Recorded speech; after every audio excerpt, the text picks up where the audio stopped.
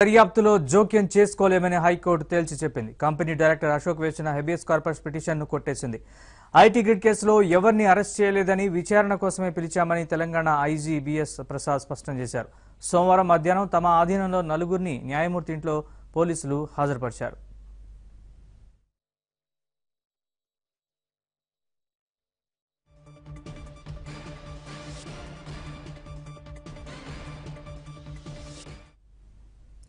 Habeas corpus case కొట్టివేసినప్పటికీ police investigation కొనసాగుతుందని ఉన్నతాధికారులు స్పష్టం చేశారు.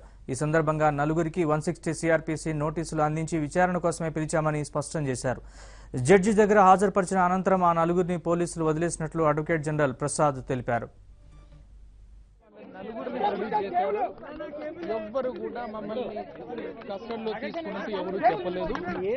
Police will conduct fair investigation writ petition close చేశారు. ఇందులో ఏదైతే పిటిషన్ ఇప్పుడు క్లోజ్ చేశారు కాబట్టి ఇన్వెస్టిగేషన్ చట్ట ప్రకారం ఇన్వెస్టిగేషన్ ఆ కంప్లైంట్ జరుగుతుంది.